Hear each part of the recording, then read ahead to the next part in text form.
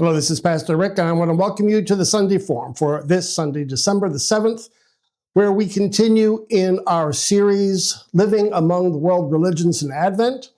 Last week we did Zoroastrianism, and this week we're going to focus on Buddhism. We want to lift up Buddhism because we want to better understand our neighbors who are Buddhists, but often, especially here in Naples, our neighbors aren't Buddhists, but they're often using spiritual practices from Buddhism in their lives. And so by lifting up Buddhism, by understanding it better, you will better understand your neighbors. Now, let's begin. Buddhism starts with a man. And later years, this man, he had such a great impact that a major proportion of people in the world were following his teaching and his spiritual practices. In fact, he had such an impact, people didn't just ask him, "Who are you?" but "What are you?" Almost like the question was asked to Jesus. And some would say, "Well, are you a god?" And he said, "No." "Well, are you an angel?" "No." "Are you a saint?" "No." And here's how Buddha then finally answered that question. He said, "I am awake. I am awake, awakened, enlightened." And that's how he got this title, really, of Buddha. Because he was born in 563 BC, and his real name was Siddhartha Gautama. And at this time, you think of the children of Israel, they're in exile in Babylon, and here he was born in Nepal. His father was a king, you'll read that, but I guess today you might say he was a feudal lord. He was wealthy, and he raised up then Siddhartha with all the benefits of wealth and protection, and wanted to really protect him like any parent, right? From the world, from suffering, from pain. And so he did protect him.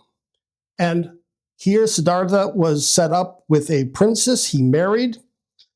He had a son, Rahula, and the father still continued to protect him.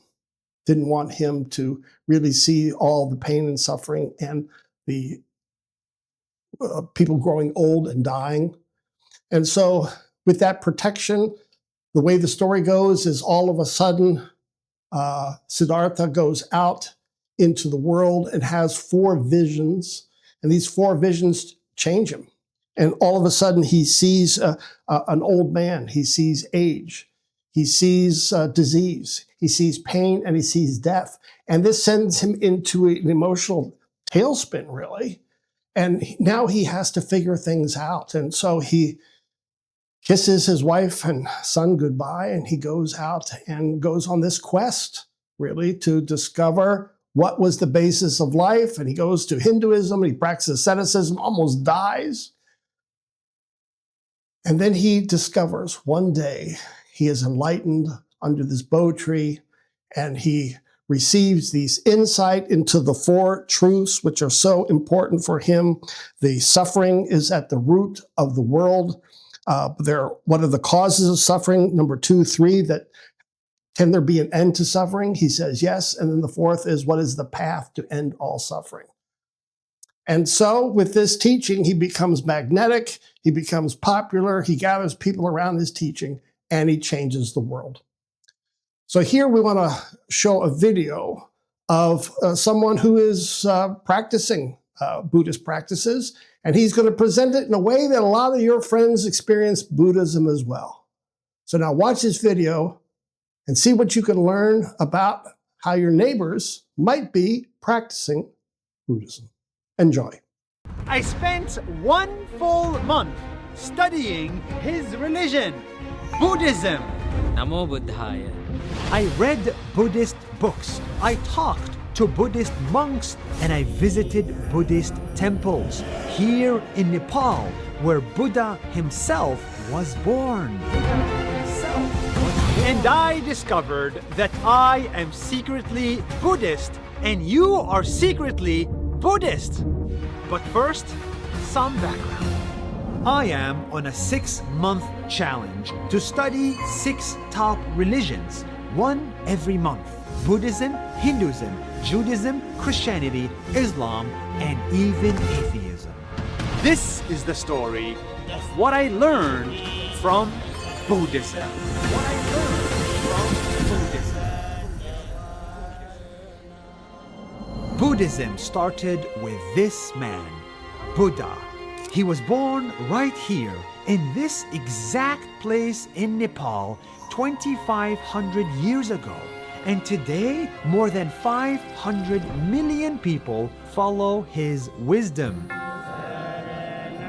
Buddhism is deep and rich. I cannot cover it in one short video. So I'm gonna focus on the little bit of Buddhism that changed my life. In Buddhism, there is no God. There are no angels and no prophets. There is no devil and no Satan. There is no commandments and no prayers. There is even no eternal heaven or eternal hell. What the hell? This shocked me. Don't be shocked. I learned that Buddhism doesn't worry about life after death, heaven or hell. Buddhism only worries about Life before death. how do I live a happy life today before dying. That's what Buddhism is about. You don't own your past. You don't own your future. You cannot control, you cannot do anything about it. You have only this moment. The Buddha teaches you to come to this moment and see what really inside us. That's why Buddhism focuses only on your mind.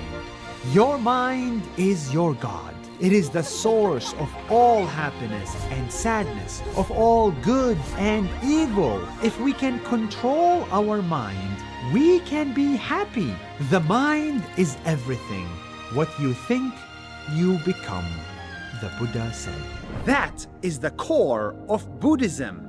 The mind is so powerful in this religion that it became a sixth sense. We are used to 5 senses in the West: see, hear, smell, taste, touch. But Buddhists believe in a 6th sense, the mind.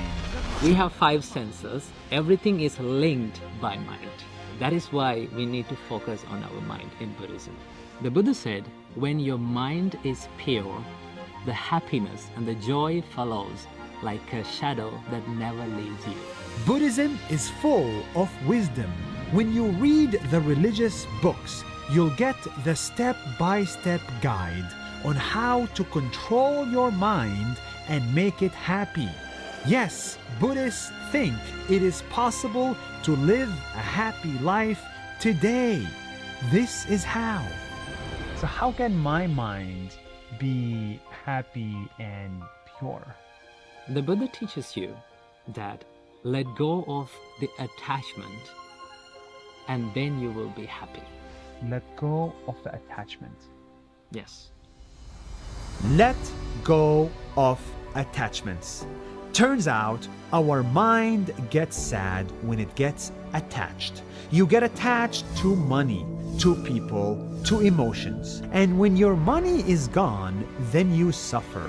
When your father is gone, then you suffer. When your job is gone, you suffer because you are attached to all of them. When we get attached to things, we expect a lot. When we expect a lot, sometimes we don't get it. When we don't get it, we become sad and we suffer. Expectations is the thief of joy. Really.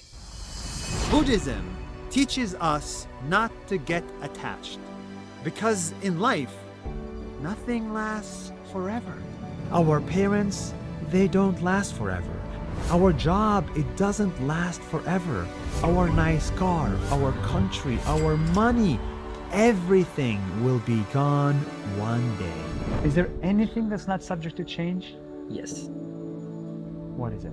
that is the process of changing. So, this is a true story. I did a 1-hour meditation today and I almost cried. Just thinking about the idea that nothing in my life would last forever made me cry. The Buddha said, let go of attachment and you will be at peace. This sounds simple, but it's really hard to accept. It's hard to accept that your job will be gone and your parents will be gone too. And that's fine. You can still love your parents, but you must accept that they are impermanent, that your happiness cannot be attached to them. Love and attachment are two different things. When you love someone, you love seeing them grow and becoming happy. But when you get attached to someone, you expect them to make you happy and ask, why are you not making me happy? That's the difference. Yes. I spent 1 month trying to understand this concept, and here in Nepal, talking to Buddhist monks, it finally clicked. I finally understood it in my company.